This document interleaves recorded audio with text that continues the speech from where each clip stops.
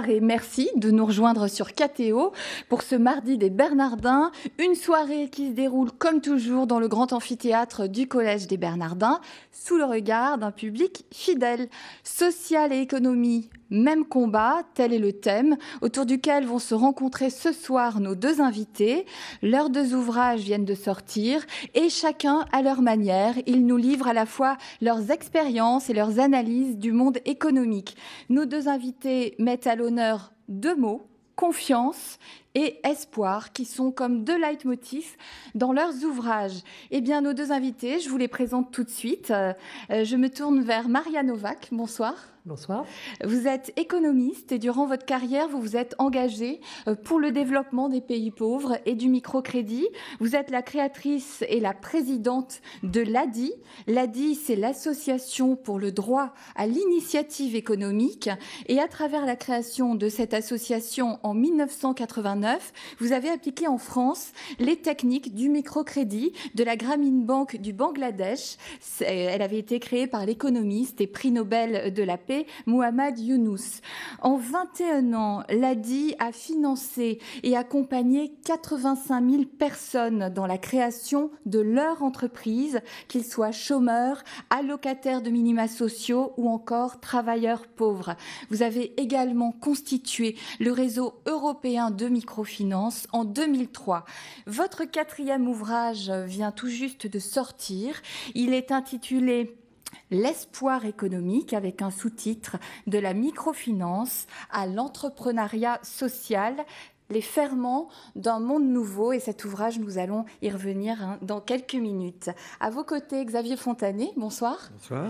Vous êtes le PDG d'Essilor International, groupe dans lequel vous êtes entré il y a 20 ans. Essilor, c'est aujourd'hui le numéro 1 mondial de l'optique ophtalmique. Le groupe Essilor est présent dans 100 pays. Il emploie près de 40 000 personnes dans le monde. Il réalise 3,8 milliards de chiffre d'affaires. Et puis, j'ajoute qu'Essilor est coté au CAC 40 depuis 2005. Si on faisait confiance aux entrepreneurs, l'entreprise française et la mondialisation, c'est le titre de votre ouvrage qui vient de paraître aux éditions Manitoba, Les Belles Lettres. Nous le verrons, vous y défendez une vision positive de la mondialisation que vous présentez comme une chance pour la société et pour les entreprises. Alors avant de débuter ce dialogue, je crois que le plus simple est de me tourner vers chacun de vous afin que vous nous présentiez en quelques minutes le contenu de vos ouvrages. Alors dans cet ouvrage, L'espoir économique, Maria Novak, vous évoquez bien sûr vos expériences de la microfinance, mais vous souhaitez également donner aux lecteurs des outils de compréhension du monde économique en revenant régulièrement dans l'ouvrage sur certaines définitions et puis aussi sur les sources historiques de l'économie de marché. Alors, que souhaitiez-vous avant tout transmettre à travers ce quatrième ouvrage ? Je pense que la crise a touché très, très durement nos clients, qui sont des gens ayant peu de moyens et beaucoup de courage. Et en même temps, elle a touché nos financeurs. Et bien évidemment, l'ADI à travers eux. Et ce que j'ai essayé, finalement, c'est essayer de replacer ce que nous faisons avec un certain succès, parce que nos clients remboursent, ils créent des entreprises qui sont pérennes, ils réussissent aussi bien que n'importe qui, ce qui est normal, parce que après tout, le chômage ne détruit pas les talents d'un homme, c'est simplement un coup du sort dont il peut se relever. Et j'ai essayé effectivement d'intégrer cette petite action citoyenne dans un cadre économique plus vaste, revenons aux sources de l'économie de marché, mais aussi en tentant de se projeter vers ce que pourrait être un nouveau monde économique un peu plus axé sur l'homme et un peu moins sur le profit à l'état pur. Et donc, je suis partie d'une analyse de la situation en France qui n'est pas proprement réjouissante, parce que nous sommes quand même dans une situation où la pauvreté augmente, les inégalités augmentent, les peurs augmentent, et c'est quelque chose d'extrêmement dur dans un pays d'avoir des gens qui ont des inquiétudes et des craintes du déclin de l'immigration, de la perte de leur système social, de toutes sortes de choses. Et à partir de là, j'ai essayé de voir quels étaient, bien évidemment, de mon point de vue, les ferments du renouveau. Et je mets dans ces ferments du renouveau d'abord l'explosion de la création d'entreprises, de ce que nous appelons l'entrepreneuriat populaire, c'est-à-dire des gens qui viennent, 40% des créateurs d'entreprises viennent à l'heure actuelle du chômage.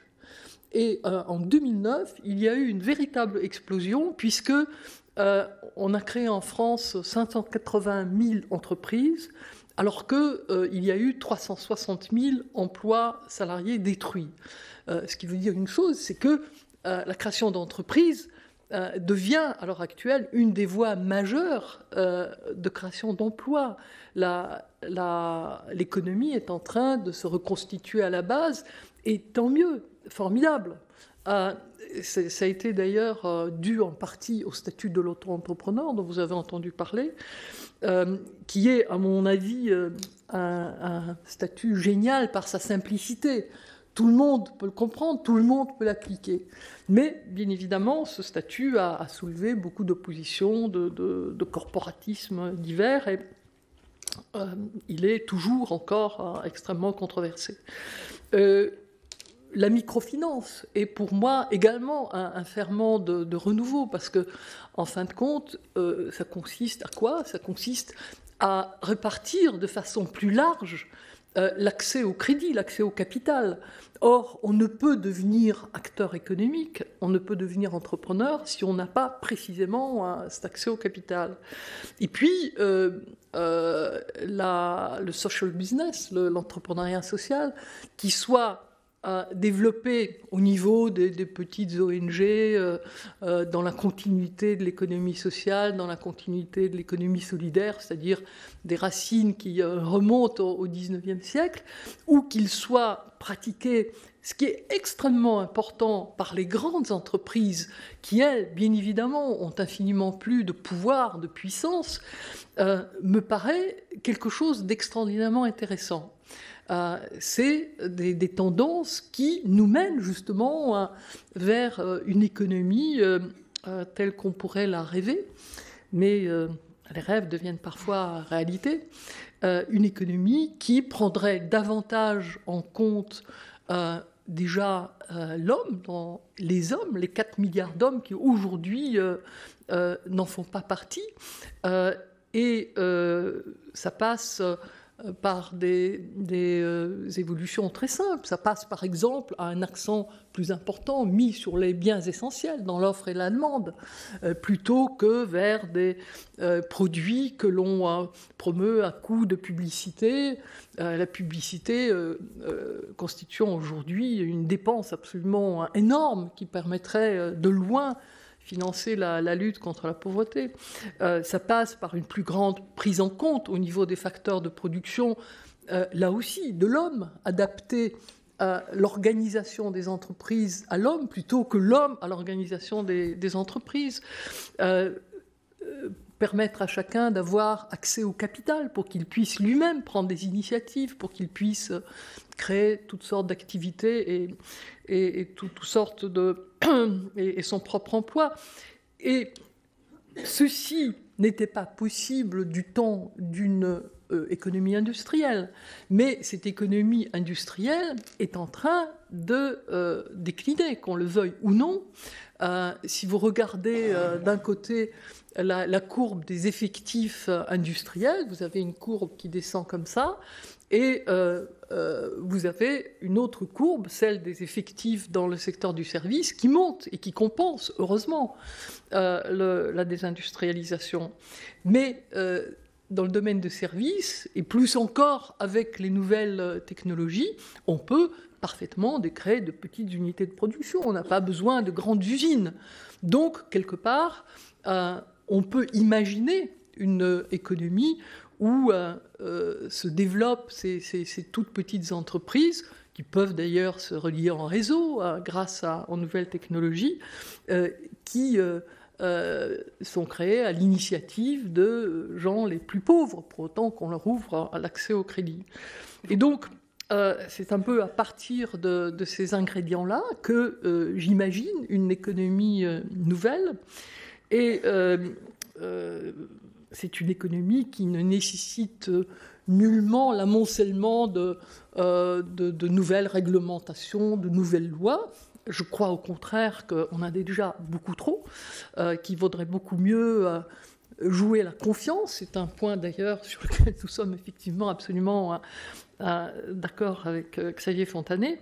Vous remarquerez très vite d'ailleurs, vous le savez déjà, qu'on ne joue pas dans la même cour.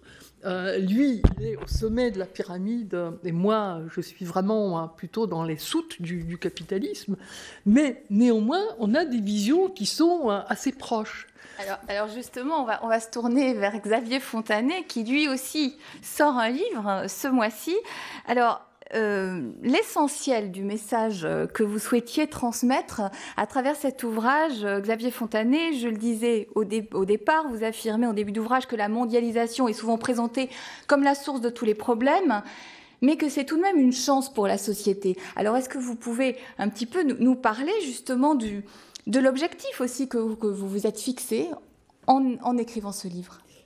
Alors, d'abord, je vais peut-être rebondir sur la soute et le sommet, parce que je crois qu'on va aplatir la pyramide. Alors, d'abord, je suis très impressionné d'être avec vous, Marie, et très heureux, parce que, et puis, moi, j'ai été manager, c'est-à-dire qu'on m'a confié une très belle entreprise, et puis j'ai accompagné. Maria, c'est une autre catégorie, c'est la catégorie de quelqu'un qui invente. Et donc, mais si, parce que vous avez inventé... Vous avez inventé, vous aussi. Oui, d'accord, mais enfin, je vais dire, elle a inventé parce qu'en fait, elle a démarré, il y a très longtemps, elle a dit, avec deux intuitions géniales, qui sont des vraies intuitions d'inventeur, c'est que, en fait, un chômeur peut devenir patron et se créer son job. Bon, ça a l'air simple, mais c'est extraordinairement révolutionnaire comme idée, et ça, c'est un porteur de confiance énorme. Ça montre que chaque personne, en fait, la dignité peut emmener les gens à faire des choses formidables. Puis, deuxièmement, elle a inventé le microcrédit, où elle a peut-être s'inspiré, mais en France, c'était moins évident. Et je trouve que la conjonction de ces deux-là, alors moi, vraiment, avec beaucoup de modestie et d'admiration, et donc, parce que ce que vous avez fait, je crois que c'est absolument extraordinaire. Alors, maintenant, le livre.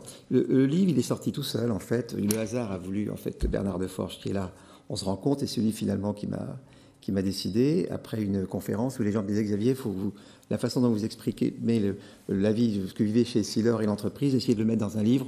Donc finalement, ça s'est passé comme ça par hasard. Mais en fait, je souffrais énormément du fait que l'image donnée par des entreprises dans les médias, de toute forme, vraiment n'est pas ce que je vis. Et pas ce que je vis moi, pas uniquement, c'est pas une exception, mais beaucoup de mes collègues, qui sont patrons de grosses ou moins grosses boîtes, mais certaines sont en 440, c'est pas ce qu'on vit. Alors comme on est des gens, on est dans le faire, on n'est pas dans le dire. Nous, notre façon de communiquer, c'est ce qu'on fait. Et donc, comme j'ai eu un petit peu plus de temps, puisque je suis en train de passer les commandes à Hubert Sagnières, à qui il faut dédier finalement cette émission, j'ai commencé à prendre des conférences et voilà ce que j'exprime. Alors, ce que je voudrais exprimer, c'est que j'ai toujours été fasciné par le problème du mécanisme de confiance. Alors, il y a quelqu'un qui m'a beaucoup aidé il y a une dizaine d'années, c'est Alain Perfit, qui est décédé, qui avait écrit des livres magnifiques, je pense que vous les connaissez. La société de confiance, c'est probablement le petit bijou, c'est Miracle en économie. Et en fait, Miracle en économie, c'est le miracle de la confiance. Parce que la confiance, quelque part, il y a un petit côté mystérieux ou miraculeux. Alors, j'ai toujours été fasciné par ça, parce que, ayant voyagé dans le monde entier, j'ai vu des pays dans lesquels vraiment les gens ont confiance, puis des pays dans lesquels les gens n'ont pas confiance. Ça, c'est très net. J'ai vu des peuples qui avaient perdu confiance, qui ont gagné confiance. C'est absolument évident que les Anglais, en 73, à la fin du travaillisme, étaient vraiment désespérés. Bon, Mme Thatcher, elle a des gros défauts. Quelque part, ça a peut-être fait des bêtises après, mais il y a eu des périodes où les gens ont confiance. J'ai vu les Canadiens, par exemple, dans les années 90, vraiment mal. Ça crée un chapitre, d'ailleurs. Et puis d'un seul coup, vraiment, les Néo-Z aussi. Si les Néo-Z ont gagné la Coupe de l'Amérique, en fait, ils ont gagné la Coupe de l'Amérique, c'est vraiment l'aboutissement. Moi, je les ai connus quand j'étais dans les bateaux Beneteau, puisqu'on vendait des bateaux. C'est des très grands navigateurs, les Néo-Z. Et je me rappelle, quand j'étais chez Beneteau, on a vendu des bateaux Néo-Z. À l'époque, la Nouvelle-Zélande, c'était pas terrible, je peux vous dire. Et donc, il y a un homme extraordinaire, Roger Douglas, qui a complètement remis ce pays sur pied. Et donc, vous voyez un pays qui change. Donc, ce mécanisme de confiance m'a toujours passionné. Et j'ai essayé de le vivre avec des succès et des échecs dans la maison Essilor. Et alors, si on me demande qu'est-ce que c'est que la confiance, je pense que c'est un espèce de trépied mystérieux, mais si on veut essayer de le décrire un peu, on dirait qu'il y a une confiance en soi, c'est-à-dire qu'il est sauf avoir confiance en soi. Si on n'a pas confiance en soi, bon. Une confiance dans les autres, hein, parce qu'on est un être social, donc pour travailler, il faut être bien avec l'autre. Puis une confiance dans le système. Alors, on va tout de suite comprendre que si on est deux, vous voyez, j'ai confiance en vous, vous allez faire une belle émission. Puis en vous disant ça, vous prenez confiance en vous. Puis moi, vous me passez de bonnes questions, je prends confiance en moi. On comprend très bien. Bon, notre confiance, on va la garder que si on pense que l'émission a de la valeur. Parce que si on pense que le système est mauvais, on ne l'a pas. Dans une entreprise, les gens sont très intelligents. Si le boss ou la stratégie est mauvaise, on arrivera à vivre petitement, mais vous ne pouvez pas amener les gens à faire des grandes choses. Pour que les gens fassent des grandes choses, il faut aussi qu'ils sentent que le système est important. Et donc, la confiance, il y a à la fois un facteur interpersonnel, mais il y a aussi une notion d'axe, une notion de stratégie. Et ça c'est ce que j'ai voulu un petit peu expliquer. C'est pour ça que dans le livre, il y a un petit volet un petit peu difficile qui s'appelle, que j'ai appelé petit précis d'économie. Donc, je dis au lecteur, on va mettre les crampons. Et j'essaie de traduire en un chapitre les méthodes qu'on a utilisées, enfin on est très nombreux à l'avoir fait, c'est celle du BCG pour ne pas le nommer, qui est une technique de compréhension du monde en concurrence. Parce qu'en fait, le vrai problème, c'est la concurrence, le vrai sujet, c'est la concurrence, et très peu d'économistes se sont intéressés à ce phénomène de concurrence. Et c'est très important parce que la concurrence, c'est la liberté. La concurrence, je dis toujours, c'est l'envers, c'est un autre nom qu'on peut donner à la liberté. Hein, c'est qu'on est avec quelqu'un qui est intelligent en face de soi. Hein. Et donc, c'est très important de comprendre la concurrence pour créer la confiance. Tout ça, c'est un triptyque. Alors, ce que je peux vous dire, et puis je terminerai, je ferai un petit point après, c'est que moi, j'ai observé, alors nous avons, vous le disiez, une 120 sociétés dans les Essilor actuellement. Il y en a dans lesquelles il y a beaucoup de confiance, d'autres dans lesquelles il y en a un peu moins. Alors, ce que je peux vous dire, c'est que la confiance, pour faire une confiance, il y a d'abord une architecture d'organisation. C'est-à-dire qu'il faut dessiner l'entreprise, donc la division, de façon à donner le maximum de responsabilité au maximum de monde. Hein. Et les gens, vous savez, être responsable d'un truc, tout le monde comprend. Dans le monde entier, je suis responsable, le monde entier. Les Chinois, par exemple, dont on a détruit, le communisme a quand même détruit la personnalité, a expliqué qu'il ne fallait pas prendre d'initiative. Je peux vous dire que les Chinois, dès qu'on les a lâchés de ça, ils comprennent tout de suite. Donc ce principe de j'ai à prendre ma responsabilité, je me réalise en prenant, tout le monde comprend. Alors dans une entreprise, il faut bien dessiner l'organisation pour que chacun ait sa part de responsabilité. Alors, moi je dis souvent, chacun porte un bout de la croix. Hein, ils rigolent. Bon. Donc chacun doit porter un bout de la croix et la responsabilité du PDG, c'est s'assurer qu'il n'y en a pas 3 ou 4 qui portent et puis tous les autres qui s'assoient sur la table. Hein. Donc chacun porte un bout de la croix. Et alors le mécanisme très important, c'est le mécanisme de récompense. C'est-à-dire que quand quelqu'un fait bien, il faut récompenser. Hein, il faut récompenser. Parce que si vous êtes dans une classe et que tous les élèves ont dit bah, vous avez fait une copie fabuleuse, bon, vous méritez 20, mes chers amis, écoutez, je vais vous donner 10 parce que Mme Novak a fait une très mauvaise copie, elle mérite 0, mais je vais lui quand même 10. Et si vous commencez à mettre 10, on a un risque que vous fatiguez moins. Et donc, je sais qu'on va discuter, Maria. Et puis, la personne qui dit, bah, finalement, si je fais rien, j'ai 10, ça va, vous voyez. Et donc, je pense que la justesse de la récompense est importante. L'envers de ça, c'est quand les gens tombent, parce que dès qu'on prend des responsabilités, bah, forcément, il y a un risque. Ce qu'il faut, c'est réparer les gens qui tombent. Hein. Et ça, c'est un des grands mots qu'on a chez Essilor. Il faut toujours, c'est pas parce que quelqu'un est tombé, il est un petit peu abîmé, il faut le réparer. Parce qu'il n'y a rien de plus réconfortant dans une entreprise, et nous, on insiste toujours, quand quelqu'un est tombé et qu'on l'a remis debout et qu'il réussit, c'est peut-être le plus bel exemple qu'on peut donner à tout le monde. Même dans une multinationale. Mais bien sûr. Et alors, moi, si vous voulez, je pense très fondamentalement que travailler dans les systèmes de confiance, non seulement c'est respecter les gens, mais je veux dire, c'est la plus grande efficacité. Parce que quand vous êtes à nos niveaux sur les métiers, on est leader mondial, donc on lutte contre des sociétés japonaises et coréennes qui sont les plus belles du monde. On lutte contre les Canon, tous ces gens-là.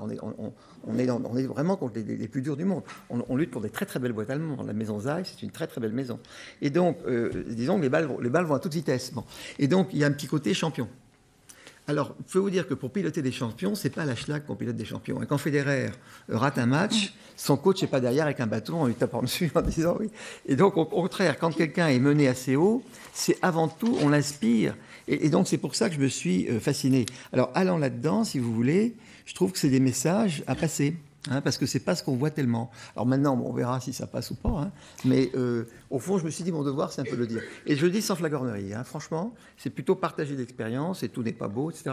Mais je pense qu'il y avait une petite valeur à le dire. Voilà. Alors, Maria Novak, en 2 minutes, parce qu'on en a parlé avant l'émission, cette confiance, vous en parlez également. Vous écrivez même le plus grand déficit de la France est celui de la confiance. Donc, je crois que c'est également un mot très important pour vous, à la fois dans votre livre et puis aussi dans votre action au quotidien. Dans notre action au quotidien d'abord, parce que faire crédit, c'est faire confiance. Et finalement, c'est un merveilleux instrument pour aider les gens à retrouver confiance en eux, à nouer des liens avec la société et à retrouver une forme d'espoir dans l'avenir. Être pauvre, c'est n'avoir pas d'avenir. Et donc, confiance en rien. Et la confiance est pour nous également très important. Quand je dis que c'est un grand déficit en France, je pense que la confiance est un merveilleux instrument aussi pour diminuer toutes les réglementations, les contrôles, tout ce temps qu'on passe finalement à écraser l'initiative individuelle. Et à dépenser beaucoup d'argent, c'est encore un point sur lequel on est plutôt d'accord. Parce qu'on ne fait pas confiance. Et les ouvrages de Perfit auxquels vous faisiez allusion le démontrent bien. Tous les pays où l'initiative des acteurs économiques est relativement libre, où l'État, bien évidemment, joue son rôle d'arbitre, mais pas de gendarme continuel avec des règles qui enferment les gens dans une forme de passivité, sont infiniment plus efficaces que nous. Alors, le temps avance et j'aimerais qu'on passe un petit peu en revue certains thèmes qui sont également des points communs dans vos deux ouvrages. Je crois qu'il y a un thème très important qui est le thème de la justice sociale et qui apparaît d'ailleurs dès le début de votre ouvrage, Maria Novak. C'est très clairement exposé. La situation est détériorée pour vous dans le domaine de la justice sociale. Et pourtant, vous soulignez que cette justice sociale, elle a pour préalable l'efficacité économique. Donc, l'un ne va pas sans l'autre. Oui, mais enfin, pour moi, je crois, de façon très simple, l'économie, ça consiste d'abord à créer de la richesse et puis ensuite à la répartir d'une façon quand même raisonnablement équitable, parce que si ce n'est pas le cas, je crois qu'aucune société ne l'accepte à la longue. Et qu'on crée effectivement de l'injustice. Et c'est pas moi qui le dis, c'est ce qu'on trouve dans tous les rapports de différents services ou institutions dont c'est la fonction. La société française, l'économie française est en train de faire le grand écart entre les riches qui gagnent quand même de plus en plus. Il n'y en a pas des masses, mais ceux qui sont là, ils gagnent des sommes beaucoup plus considérables, et puis les gens les plus pauvres, salariés, ou tout simplement ceux qui vivent de toutes sortes de petits boulots, d'intérim, de contrats aidés, ou qui sont au chômage. Il y a quand même 8 millions de personnes qui sont en dessous du seuil de la pauvreté. C'est énorme dans un pays qui se dit riche. Et le seuil de la pauvreté, c'est 900 €. Alors dites-moi si l'un de vous pourrait vivre avec moins de 900 €, parce que moins de 900 €, c'est parfois 400 €. On ne peut pas se loger, on ne peut pas se nourrir.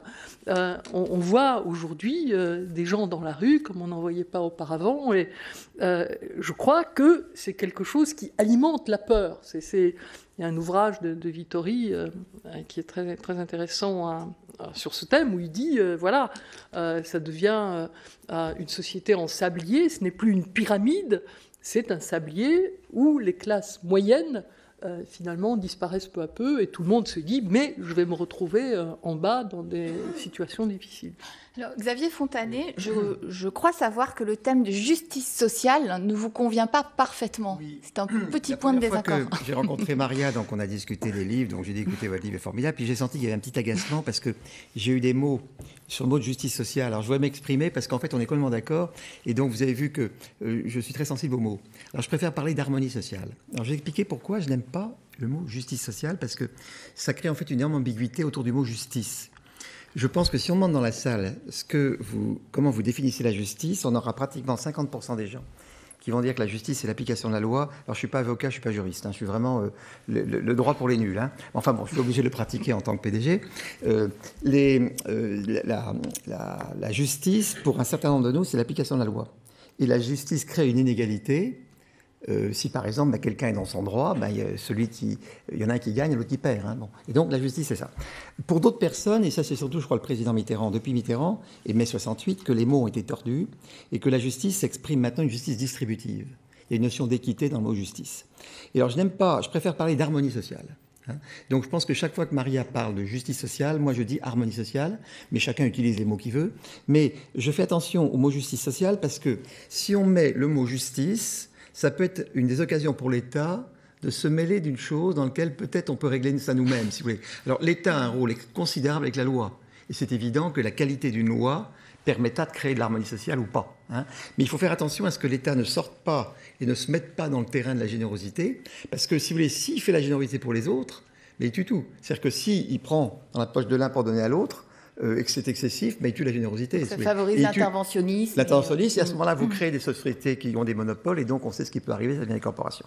Donc, ça étant dit, donc, on est d'accord, mais je voulais préciser ce mot de distinction de justice. Mais Maria, si vous voulez réagir, c'est le moment. Non, ce que je veux dire, c'est que moi, je ne pense pas non plus que la justice sociale soit uniquement distributive. Je veux dire, au sens, on prend aux uns, on le donne aux autres.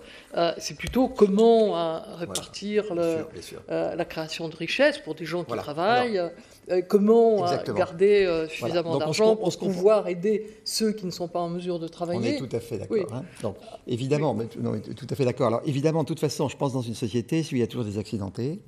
Hein, et donc il faut de toute façon mettre de côté pour les gens qui sont vraiment accidentés, parce qu'il y a vraiment les maladies, les gens qui naissent avec des grands... Donc de toute façon, une société, ça ne se discute même pas. Il faut mettre une partie, est-ce que c'est 5 ou 10 ou 15 ? Ça ne se discute pas. Après, il faut faire attention, parce que si on peut risquer de tomber dans le principe des trappes à chômage, des trappes à emploi. Donc c'est les rôles des politiques de faire attention jusqu'où est-ce qu'on va, si vous voulez. Hein. Mais ça, c'est leur rôle. Alors par contre, sur le partage, si vous voulez, il est évident que pour pouvoir partager, il faut créer. Hein, donc il faut évidemment, c'est là où l'économie, le entre guillemets social, en fait attention au mot social, n'existe que si l'économie. Par contre, il est évident que si les gens qui créent ne partagent pas, le système se grippe. Donc il faut absolument un équilibre entre la création et la répartition. Il faut aller ni trop loin dans l'un ou dans l'autre, et les sociétés qui vont trop loin d'un côté ou de l'autre, alors on voit bien les communistes, ça a tout cassé, il y a certains capitalistes qui deviennent tellement effarants qu'ils ne fonctionnent plus. Hein, je pense qu'on voit les pays décroître. Il y a sûrement des pans de l'Amérique qui ont été trop loin. Vous verrez, ça se paiera. Hein, parce que les Asiatiques ne les rateront pas. Il ne faut pas se faire d'illusions. Donc, il y a tout un équilibre. Je sais que chez Essilor, nous, ce qu'on a cherché depuis longtemps, c'est de permettre au personnel d'avoir le capital. Parce que ça, c'est une action absolument clé. Et je pense que dans toute la répartition, et d'ailleurs, c'est ce que fait Maria, finalement, parce que l'actionnaire, on devient son PDG, vous voyez. Et je pense que apprendre aux gens à avoir une partie importante de ce qu'ils ont en capital de leur entreprise qu'ils mettent à risque, ça change absolument tout.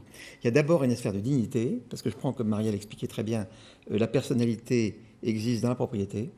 Je pense que, même petite, moi j'ai vu ce qu'on a fait en Inde, quand on a dit aux gens qui rentraient au capital d'Essilor, ils sont montés sur les tables. Vous parlez également d'une de vos visites dans un bidonville de Manille, où vous constatez finalement que le droit à la propriété est très important. Parce qu'ils ont un petit bout de capital. Et donc, je pense que c'est important. Et on ne va pas savoir, si vous voulez, où va aller la valeur ajoutée. Est-ce qu'elle va aller dans la crise future vers le capital ou vers le travail ? Je suis incapable de vous dire.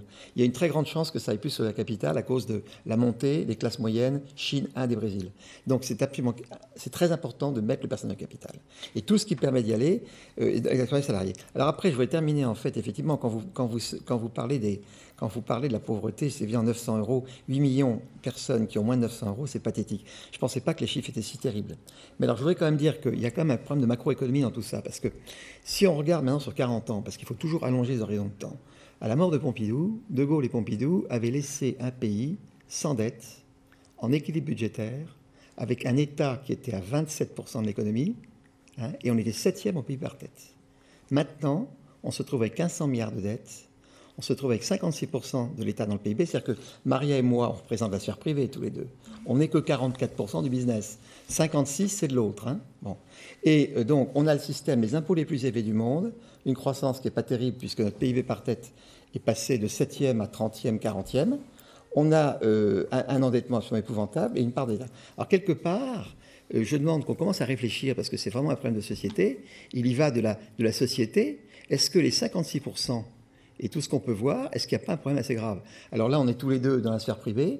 Alors, bien sûr, les entreprises, on se fait martyriser, on a des mais je voudrais quand même, maintenant que tous les gens commencent à réfléchir un tout petit peu au-delà de tout ça, on est arrivé. Alors, je jette pas du tout la pierre. Hein. Il y a plein de fonctionnaires qui font un boulot fantastique. Hein. Je ne parle pas des personnes, hein. Je parle du système. Je me demande si on n'a pas été un petit peu loin. Et moi, les voyages que je fais dans le monde, alors je ne suis pas économiste, j'y connais rien, mais j'observe. Je peux vous dire que j'ai une sacrée base d'expérience parce que je tourne du monde 40 ans, 40 pays. Je me suis fait des petites idées. Alors, ce n'est pas de l'économie, mais voilà. Hein. Donc, des petits voyages, ça fait du bien. Et les gens pauvres, je pense que quelque part, dans cette dérive, il y a une explication de la pauvreté. Elle n'est pas entièrement là, mais alors, ce que je dis, et je sais que ça peut être discuté et tout ça, mais moi, je le pense un tout petit peu, hein, au fond de moi. Maria Novak. Oui, non, mais moi, je suis d'accord aussi sur le fait que l'État grandit trop. Maintenant, soyons quand même honnêtes, tout l'État-providence est né progressivement depuis le 19e siècle, notamment depuis la création des sociétés de capitaux, et les entreprises, depuis ce temps-là, étaient bien contentes de laisser à la charge de l'État, de la collectivité, tous ceux qu'elle restait au bord de la route. Et l'État, bon, il ne faut pas lui demander d'être entrepreneur. Donc plutôt que d'essayer d'employer les gens ou d'essayer de leur donner un métier, une capacité de produire, il les a simplement entretenus. Enfin, c'est la dépense passive de l'emploi. C'est un terme que je trouve assez abominable, mais qui nomme la politique actuelle de l'emploi en France. Alors, nous avons encore de nombreux points à aborder. Oui. Les causes, alors c'est très rapide. Non, je pense que je ne veux pas non plus jeter la pierre, parce que il est vrai que notre entreprise, on a cherché à travailler dans des pays sans État. Hein. Alors, je peux vous dire, on ne va pas les nommer, parce que moi, je ne suis pas capable de faire des pointer des doigts. Mais quand l'État n'existe pas, vous ne pouvez pas travailler. Parce qu'à ce moment-là, c'est les mafias qui ont tout pris. Et nous, on a quitté des pays parce que c'était absolument impossible de travailler. Quand le droit de propriété n'est pas respecté, quand vous êtes obligé de donner de l'argent à une mafia pour travailler, bon, et puis en plus les risques physiques qu'ont les gens parce qu'ils peuvent se faire descendre, je pense qu'on ne peut pas. Et donc, évidemment, je suis complètement un défenseur de l'État. Je pense que justice, police, tout ça, c'est des choses, affaires étrangères et armées, c'est absolument fondamental. Et je pense d'ailleurs qu'il faut réinvestir très fort dans ces fonctions. Par contre, entre un État purement régalien et puis là où on est arrivé, je pense qu'on a poussé le curseur trop loin. Donc je pense qu'un des éléments très importants, et ça au fond les deux de la sphère privée le demandent à l'État, c'est probablement ramener le curseur à un niveau un peu plus normal, parce que ça peut tous nous planter. Hein. Moi je dis en tant qu'Essilor, il faut savoir maintenant que nous on s'en tire bien parce qu'on est mondiaux, et que la part de la France dans le chiffre d'affaires est toute petite. Mais je pense aux pauvres PME qui n'ont pas la possibilité de sortir. Je dis que c'est vachement grave. Hein. Je ne sais pas comment je ferais si j'étais à leur place. Qu'est-ce que ça peut représenter, par exemple, de blocage, selon vous ? Bon, alors, je vais répondre que par des exemples, parce que je suis incapable de dire, mais je vais prendre l'exemple du Canada et de la Nouvelle-Zélande, que je développe pas mal dans le livre. Oui. Voilà des gens qui ont fait des vrais re-engineering. Et moi, ce que je peux vous dire, alors évidemment, ils ont baissé les dépenses. Alors, Canada, c'est moins 18. Sur 3 ans, ils ont baissé de moins 18. Donc, ils ont baissé de 3% par an. Alors, le truc est très simple. Hein. C'est en gros, il y a 960 milliards de dépenses publiques. Donc 3%, ça va faire de l'ordre de 30 milliards à peu près.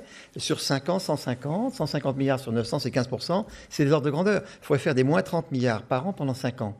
Et moi, je peux vous dire, j'ai vu le Canada, parce qu'on y était. Hein, en fait, ce qui s'est passé, c'est que tout le monde disait toute l'économie va se casser la figure si vous baissez les dépenses. Ben, ce n'est pas ce qui s'est passé. Le Canada, reprenez les chiffres, vous verrez, le passage de la sphère privée à la sphère publique, il s'est passé, l'économie a continué. Parce que on a fait confiance à la sphère privée qui a relevé. Hein. Même truc sur la Nouvelle-Zélande. Hein. Voilà. Bon, j'arrête là-dessus, mais je voulais faire ce petit point parce que ça vaut le coup maintenant qu'on commence à en discuter assez sérieusement. Voilà. Oui, mais en même temps, si vous voulez, moi je pense que l'État, il est maintenant dans cette situation d'État-providence avec une extrême difficulté à en sortir, politiquement parlant. Si les entreprises qui ont parfaitement raison d'ailleurs, souhaitent justement que ce traitement du chômage devienne plus actif, il faut qu'elles s'en mêlent. C'est-à-dire, ça veut dire concrètement développer mais aussi développer la responsabilité sociale des entreprises, c'est aussi développer tous ces actions à la base de la pyramide. On ne peut pas dire simplement voilà, l'État doit se débrouiller avec les 4 millions de chômeurs, il ne peut pas le faire. Alors, justement, ça c'est un point très important sur lequel j'avais très envie de discuter avec vous ce soir. C'est cette fameuse stratégie de la base de la pyramide, la BOP. Hein, c'est un nom comme ça un petit peu barbare au départ quand on ne connaît pas. Et cette stratégie, je trouve qu'elle illustre très très bien que démocratie et capitalisme ne sont pas absolument irréconciliables et qu'il est possible finalement de combiner efficacité économique et justice sociale. Alors, je sais que c'est une expérience et harmonie sociale très forte chez Essilor. Et puis, j'aimerais que vous nous racontiez tout simplement, Xavier Fontanet, ce que ça veut dire travailler sur cette base de la pyramide pour vous en Inde. Oui, alors d'ailleurs, je suis très content parce que c'est comme ça qu'on s'est rencontrés avec Maria. Et en fait, Essilor a fait exactement le même chemin. Je vais vous dire, ça n'a pas été une volonté, ça s'est fait naturellement avec les équipes. Mais bon, pour vous dire, parce que le truc a été assez médiatisé, donc d'abord, ça reste quelque chose qui est relativement petit, mais la démarche était assez intéressante. Donc on est en Inde, si vous voulez, en Inde, donc les marchés sont des pyramides, et donc on était rentré très tôt, ça fait 20 ans, 18 ans qu'on est en Inde, on était rentré par le haut de la pyramide, donc en gros, on avait livré les 1200 ou 1800 opticiens assez riches. Et bon, et alors, moi, je suis passionné par toute l'économie des bidonvilles, parce que j'ai raté plusieurs fois les avions. Et donc, à chaque fois que j'ai demandé d'aller voir le bidonville, notamment de Manille, qui est un des plus impressionnants du monde, et donc j'ai commencé à lire des bouquins là-dessus, c'est comme ça qu'on s'est intéressé. J'ai passé d'ailleurs les bouquins, Franck, il y a presque 15 ans. Il a commencé lui aussi à faire ce cheminement, et donc tous les deux, d'ailleurs, on a fait un cheminement, on se retrouve tout à fait avec Maria. Mais bon, ce que fait Maria est beaucoup plus fondamental. Hein. Mais, si vous voulez, c'est quand même intéressant. Alors, ce qui s'est passé, c'est qu'on est arrivé dans l'eau de la pyramide, et toute l'équipe indienne a dit, il y a plein de gens très pauvres, on va essayer de travailler pour eux rentablement. Alors, je vous passe... Et ça, il faut lire le livre parce qu'on le décrit bien. Mais on s'est rendu compte que dans les villages les plus pauvres, le marché était un marché de location. C'est-à-dire qu'il y avait des petits visiteurs avec des valises et qu'ils louaient les lunettes. Ils venaient toutes les semaines et louaient les lunettes. Et le prix, c'est 1 roupie pour un quart d'heure. Donc la roupie, c'est un 50e de dollar. Et ils passent toutes les semaines. Ça veut dire que les gens en Inde payent $1 par an pour voir bien un quart d'heure par semaine. Parce qu'ils ont besoin de voir bien un quart d'heure par semaine pour enfiler les fils, etc. Et donc, tout est parti de là. Alors, l'idée très astucieuse qu'ils en a eue, on a fait beaucoup d'essais, et donc il faut aussi de l'invention. Et là, c'est ce que j'admire beaucoup dans ce que présente Maria, c'est qu'il y a toujours, dans les gens qui démarrent, il y a toujours une petite idée assez géniale dans chacune des petites micro-entreprises. C'est pas uniquement, c'est une histoire aussi d'intelligence. Et donc, l'astuce qu'ils ont eue, c'est qu'ils ont reconstitué la foire, en fait. Et donc, ils ont intéressé le maire du village à nous amener 200 clients d'un coup. Parce que dans l'opticien, vous savez qu'il multiplie en gros par 3 les prix que nous livrons, parce que le coût de distribution d'un opticien est très élevé.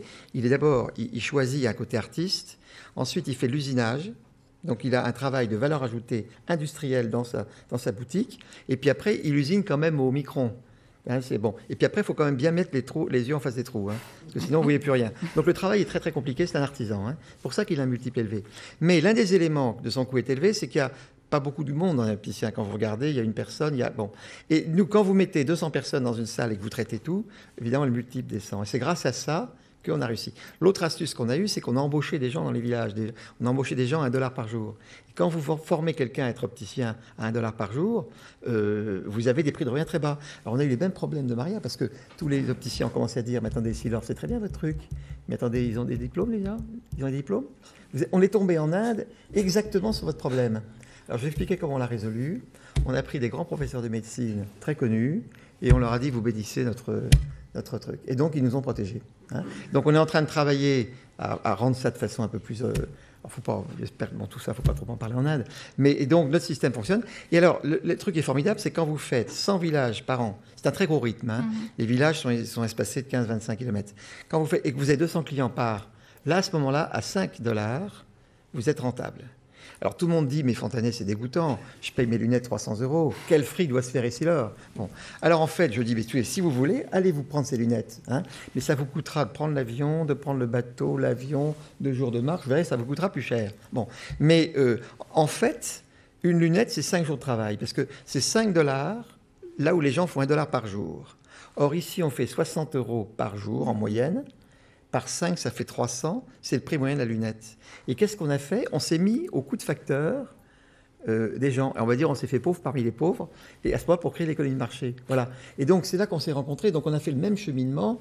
Et alors, si vous voulez, je crois que c'est très réconfortant pour l'économie de marché, parce que, au fond, l'économie de marché, quand elle est faite de façon correcte, qu'on n'instrumentalise pas les gens, qu'on est intelligent, parce qu'il y a beaucoup d'intelligence dans notre business model, finalement, c'est une somme de...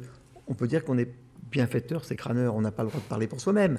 Mais quelque part, c'est drôlement interpellant de dire... Et au fond, on se rejoint complètement. Parce que, finalement, nous, c'est l'a dit, pratiquement ce qu'on a fait en Inde, c'est que pratiquement, d'ailleurs, on peut tout à fait vous apporter ce business, parce que vous le gérez très très bien, parce que c'est finalement la même idée.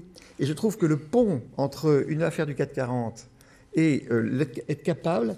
C'est fort de sens, voilà, c'est pour ça. Maintenant, on ne va pas en faire tout un foin parce que c'est encore une petite activité, elle est surmédiatisée par rapport à la réalité économique. Dans 10 ans, ça va croître, hein, voilà.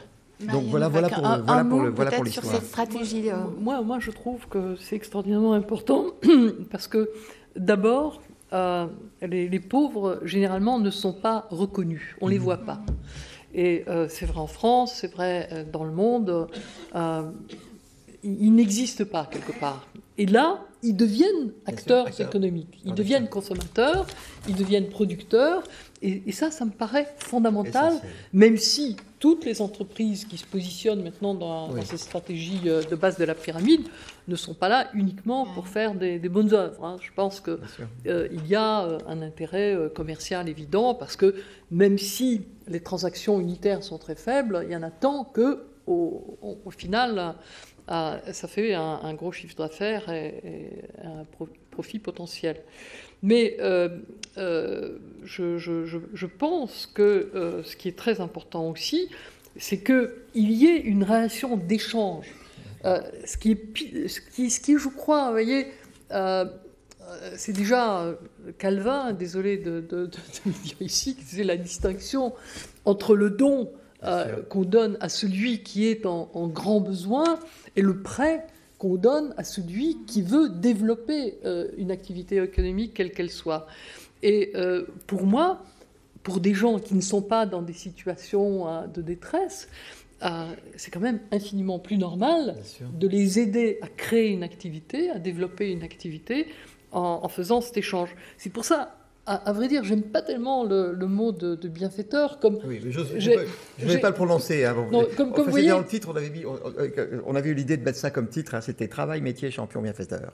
Mais donc bon, oui, on met ça à sa place. Vous voyez, on a exactement le même problème. Nous, on appelle nos clients clients. Hein. Alors les gens nous disent, mais qu'est-ce que c'est cette approche commerciale? Vous appelez les gens clients, mais ils remboursent les prêts, ils payent les intérêts. Pourquoi est-ce qu'on les appellerait bénéficiaires? Alors justement, Maria Novak, on a pour l'instant très peu parlé du microcrédit, de ce qu'est votre action finalement au quotidien à l'ADI. Et vous insistez tout de même dans votre ouvrage sur la nécessité de bâtir un secteur financier ouvert à tous, par la microfinance. Ça signifie qu'on n'a pas encore terminé dans ce domaine, que finalement... Non, on est encore très loin.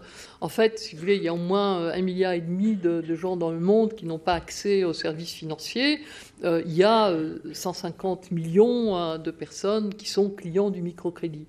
Et le microcrédit, bien évidemment, ça ne résout pas tous les problèmes. Ça ne résout pas tous les problèmes de pauvreté, tous les problèmes de développement. Mais... ça permet aux gens de créer des activités économiques, c'est quand même un facteur absolument essentiel. Et d'autre part, ça leur permet justement de sortir de cette situation des pauvres qu'on ne voit pas, qu'on regarde avec un certain mépris, comme s'ils étaient incapables de rien faire. Et donc, pour moi, la microfinance, c'est pas seulement un outil financier qui permet de créer une activité, c'est aussi un outil pour démocratiser l'économie et pour donner à chacun un peu plus de liberté et d'égalité. Est-ce qu'on pourrait imaginer que une grande multinationale comme Essilor finance à sa manière, participe à cette action dans la microfinance ? Alors, je veux dire, Est-ce qu'on peut imaginer des ponts? Oui, on l'a fait. Alors, je veux dire, en fait, on a eu avec Monsieur Alfroy, parce qu'en fait, bon, je suis plus mis en avant dans tout ça, mais on a été deux sur Essilor. Monsieur Alfroy est un type très discret, encore plus discret que moi. Donc, vraiment, on a travaillé ensemble tous les deux. Et donc, quand on avait lancé toutes ces idées, l'Inde, c'est pas nous qui l'avons inventé. On a simplement dit, le top management favorisera tout ce qui est intelligent. Et au fond, ce que nous faisons, c'est que nous communiquons dans le groupe les idées les plus intelligentes. Il y a 5 ou 6 choses aussi intéressantes que ce qu'a fait l'Inde. Mais bon, celle-là, on l'a beaucoup médiatisée. Par contre, l'Afrique, on n'arrivait pas à faire marcher le système en Afrique pour une raison de densité géographique. Vous allez tout de suite comprendre. C'est que, qu'est-ce qui fait qu'en Inde, on arrive à des prix de revient de lunettes extrêmement bas? C'est que l'Inde paysanne a une densité de population énorme.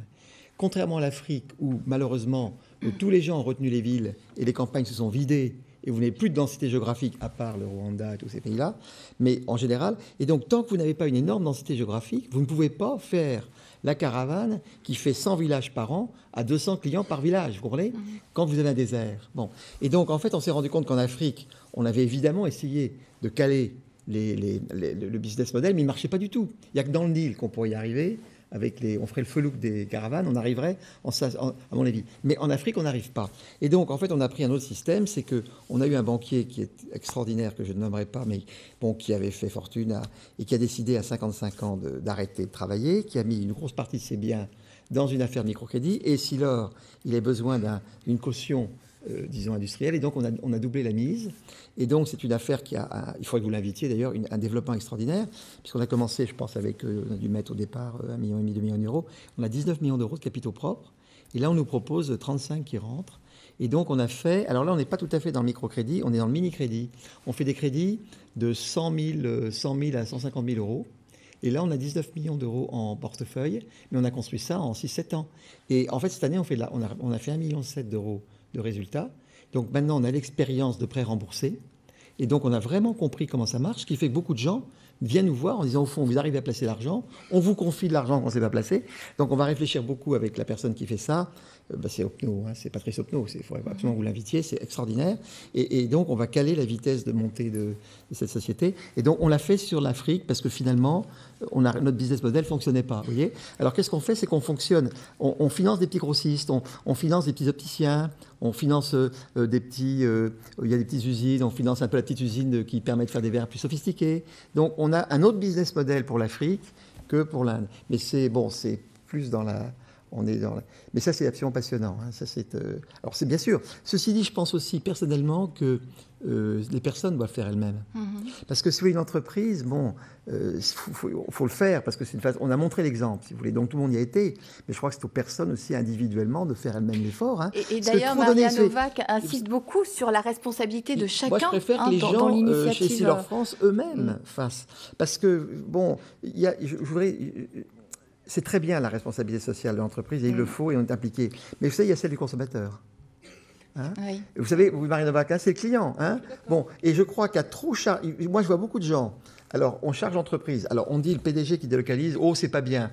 Malheureusement, tous les costards, ils viennent de Chine, d'Indonésie. Et puis, le pauvre PDG qui fait du textile et qui délocalise, on dit que c'est pas bien. Ça, c'est assez hypocrite quand même. Hein? Bon, je pense que le consommateur lui-même doit comprendre que si lui-même achète un produit localisé, il faut accepter, peut-être que lui aussi dans son job, la flexibilité, parce qu'on ne peut pas être flexible quand on achète, et puis dire quand je travaille, monopole. Là, il faut quand même remettre un petit peu les idées en place. Et je ne suis pas sûr qu'on rend service aux gens en diabolisant. Vous voyez, il faut quand même un petit peu expliquer comment fonctionne l'économie. Hein, oui. Et pas trop charger l'entreprise. Elle a des responsabilités, mais il ne faut pas dire, écoutez, maintenant, ça c'est le bouc émissaire, il prend tous les mots. Ah, t'es pas responsable, c'est pas bien, etc. Attention, hein. Maria Novak, je crois que vous êtes très sensible à cette question-là. Non, mais moi, je crois à la responsabilité de chacun, de moi, de vous, de tous les autres. Et d'ailleurs, la seule solution que je trouve à la fin pour changer justement notre économie et notre société, c'est qu'on s'y mette tous. C'est que chacun fasse le petit bout de ce qu'il peut faire pour... précisément mettre un peu plus de cohérence dans nos choix individuels. Je suis tout à fait d'accord avec Xavier. C'est vrai qu'on veut à la fois gagner 15% sur nos investissements, mais payer 1% pour le crédit, qu'on veut à la fois produire en France et acheter à l'étranger. On est totalement incohérent. Je crois qu'on ne s'est pas encore habitué au nouveau cadre de la mondialisation. Donc, à chacun de faire un effort, mais à chacun aussi, surtout quand il en a les moyens. Et les moyens, ça peut être les moyens d'éducation, de temps, d'argent. Chacun peut aussi aider un petit peu les autres. Parce que, objectivement, les 8 millions qui sont en dessous du seuil de pauvreté, tout seuls, ils ne peuvent pas arriver à s'en sortir. Et je crois que dans la politique actuelle, tout au moins la politique telle qu'elle est majeure, telle qu'elle est pratiquée, le fait de percevoir simplement une allocation ne règle pas le problème. Pour moi, la protection sociale est nécessaire, mais ce qui est aussi nécessaire, c'est d'aider ceux qui en sont capables à en sortir, pas à les garder éternellement couvés par l'assistance sociale. En parvenant à lever, mais ça ce sera l'objet d'une autre émission parce qu'il nous reste 1 minute, certains blocages qui subsistent. Maria Novak notamment sur le thème des diplômes des personnes et des personnes qui sont parfois freinées dans leur initiative par cette question toute simple des diplômes. Oui, ça c'est, si vous voulez, c'est la combinaison de l'étatisme et du corporatisme français. On n'a pas trouvé de gourous qui nous disent oui, vous avez le droit de tondre la pelouse sans avoir un diplôme de paysager ou de réparer un vélo sans avoir un diplôme de carrossier. On l'a pas trouvé. Voilà, vous avez eu beaucoup de chance de le trouver en Inde pour les lunettes. Comme ça, hein. En fait, vos 2 ouvrages sont vraiment riches justement de ces cas concrets également qui font la vie des entreprises, la vie économique. Je suis forcée de vous dire au revoir pour ce soir, en tout cas, et de vous remercier. Je rappelle les titres de vos ouvrages. Xavier Fontanet, « Si on faisait confiance aux entrepreneurs », aux éditions Manitoba, Les Belles Lettres. C'est un livre qui vient de paraître. Et puis Maria Novak, L'espoir économique, de la microfinance à l'entrepreneuriat social, les ferments d'un monde nouveau et même d'une cité future. C'est ce que vous expliquez en conclusion de votre ouvrage. Il ne me reste plus qu'à vous dire au revoir et à vous donner rendez-vous pour un prochain Mardi des Bernardins. Merci de nous avoir suivis sur KTO. Bonsoir.